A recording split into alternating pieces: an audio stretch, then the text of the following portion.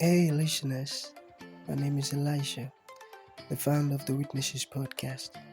It's so beautiful to have you listening to our podcast. And I want you to know something that means a whole lot to me. Thank you for tuning in. And one thing I love to tell all of our listeners is it's not just about you listening, but listening to understand. Understanding is the most important thing. So important. So you have to listen, learn, and practice. Thank you so very much and happy listening. It's nice to have you on the show. How are you doing today? I'm doing well. Thank you so much. It's great to be here. That's so good. Oftentimes I love to talk about the essence of this show, which is basically to invite amazing guests, triumphant guests, guests who have passed through one challenges or another, and they came out of it triumphantly. The reason is we believe that in our audience, there might be someone somewhere who is stuck up in that same situation. So, by just listening, there might be a piece of information that the person needs to experience transformation. Okay, so Lisa, talk to us about your story, the challenges, and how you came about getting solution. Let's get started. Okay. So I don't know how far back you really want me to go with my story. um, am basically I'm a love coach. Okay, I'm one of the first love coaches on the planet. I started doing this work over 21 years ago. There's many therapists turned coaches, but I've been an actual love coach for over 2 decades. So, um, you know, when I was very young, I had terrible examples. My parents hated each other and they fought, and it was kind of brutal. And I decided that it didn't have to be that way. I didn't want that to be my legacy. And so, um, my father left my mother, I think, when I was about 8 years old. He left her for another woman. And in that time, I'm in my 60s now, I'm 62. So back then, in our situation, in our sorry to cut you short. community, it wasn't normal. Sorry to cut you short. I've got to say this. Yes. You look very young. Whoa, I tell you. Okay. Well, so Okay, please thank you. Thank you. continue. Thank you for saying that. Thanks. That's very kind. So anyway, back in those days, my parents were the first of their friends to get divorced. And my mother was devastated. It really was soul crushing to her. It was humiliating amongst her family and friends and in front of her community. It was devastating. And she wound up dying of breast cancer when I was just 15 years old. So I basically didn't really have parents. My grandmother stepped in when I was uh, when I was 15. I moved in with my grandmother, and then she died when I was 21. So that's a very young age, I think, to really be on your own in the world. I have one brother. Okay. Wow. That's really touching, I tell you. And to have you here today, oh boy, that means a whole lot. You're such a conqueror. You're a survivor, I tell you. Okay, so I've got some questions for you. All right. Um, how many dates did you go on before finding your husband, Benjamin? Okay. Well, here, if I can just sum up what I was going to say about being on my own at Yeah. such an early age, and then I'll talk I'll get very quickly into my work and what I do. Okay. Yeah. It became very clear to me that I was alone. I was alone in the world, and I didn't want to spend my life alone without a partner. I didn't have family, so finding family was the most important thing. Um, I was married once before. I met my husband, Benjamin. He was a lot like my father. So I got out of that relationship. And then I decided with online dating that this was a golden opportunity for me to figure out what was in the way, why I wasn't connecting with men in the way I wanted to. So, in answer to your question, I went on almost 100 first dates. I went on 96 first dates in 2 years before I found Benjamin, my husband of 21 years. Amazing. That's so good. I tell you. Okay. So let's talk about the dates.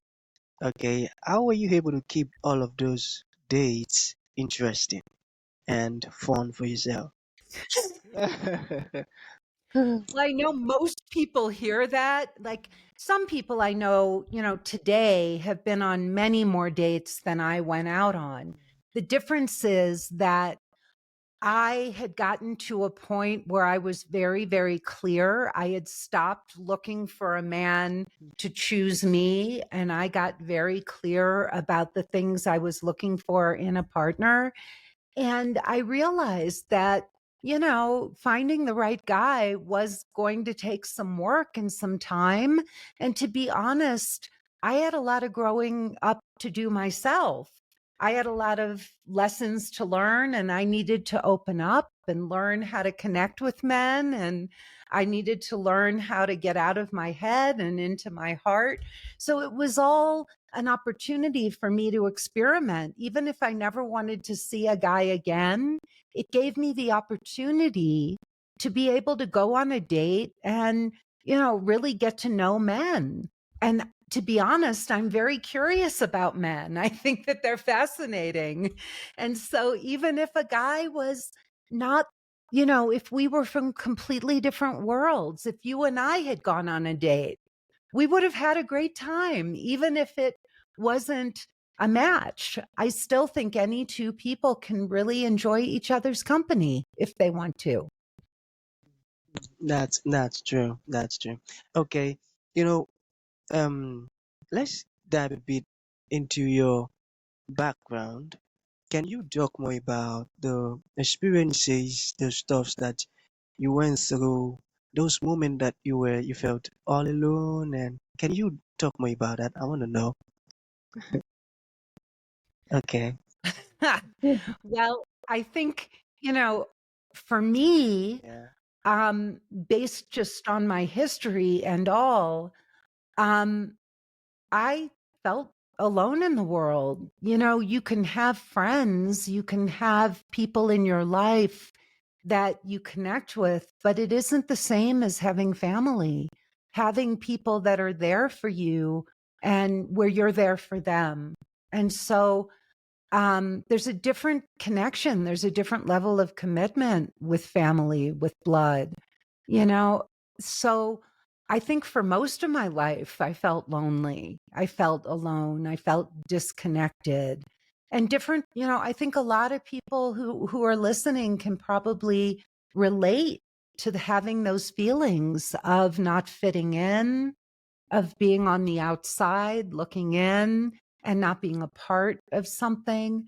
So I don't have children. My husband and I both didn't want them, but the last 21 years have just been amazing.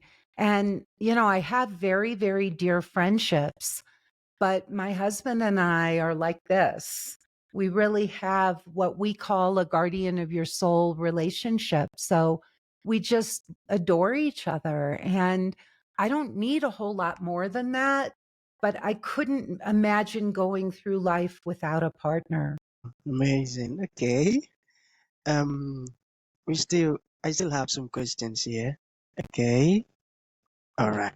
So, what would you say was your greatest challenge in dating and the greatest lesson in dating?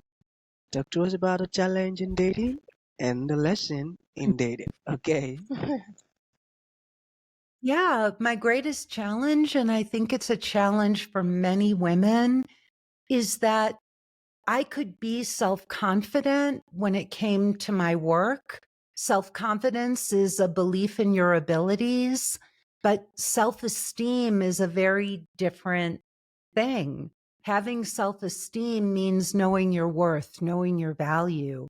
And so when I was for much of my life, I really didn't feel that men found me attractive. I didn't feel comfortable with men. And because of that, I gave my power away. I really would show up on dates, and instead of me sitting on a date and thinking, do I like this man? Is he right for me?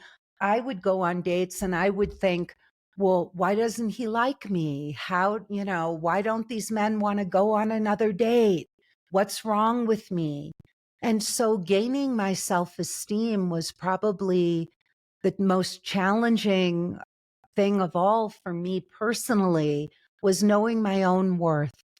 And you asked the greatest lesson I learned.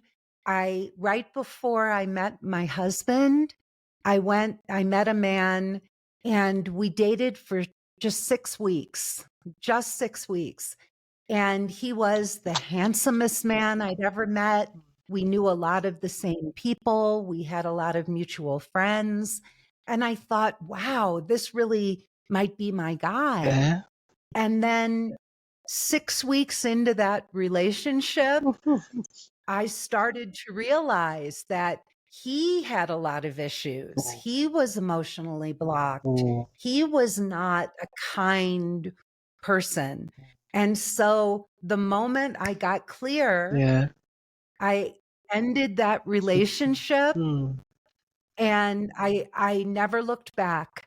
And in the past, Yeah. he called me up on the phone and he tried to blame me. He Really? said some awful, mean things to me. Oh. And this was really funny. I sat and I listened to him, lashing out, criticizing me, saying all these horrible things. And when he was all finished, Yeah. saying all of these terrible things to me, I just said, wow, Hmm. you really don't like me. Hmm.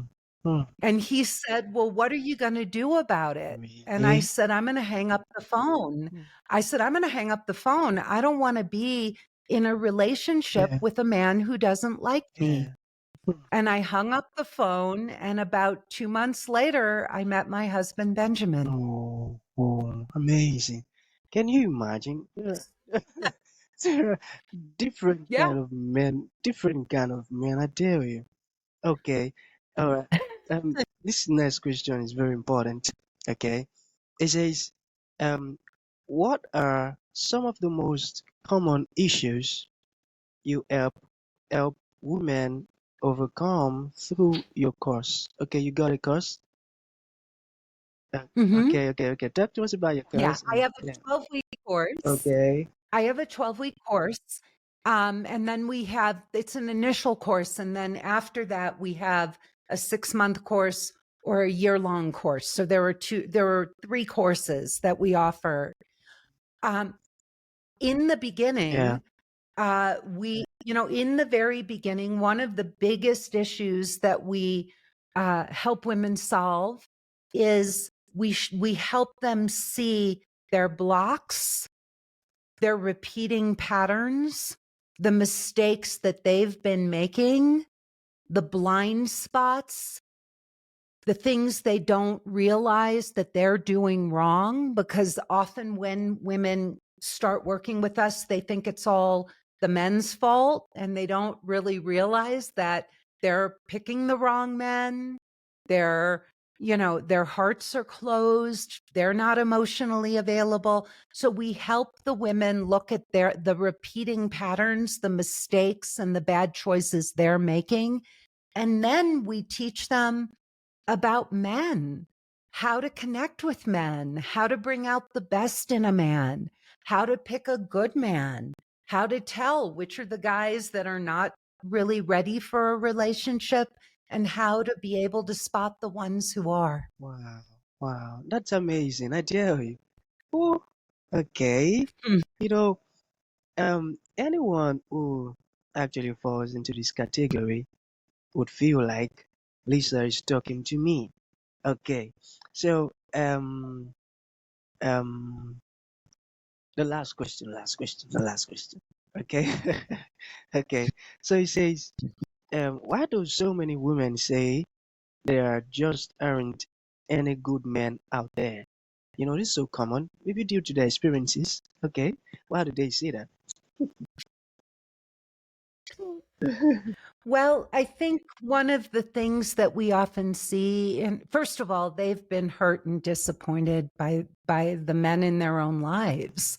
They have firsthand experience of being with men who were not kind, who were not loving, who were irresponsible. So I think that when you really look at it, there are there are many, many immature people in the world, not just men, but women too. And when it comes to relationships, women don't really understand men, and men don't really understand women. In some ways, it's almost like we're a world apart. So the first thing is these women have had traumas and disappointments from the men in their lives. That's the first thing.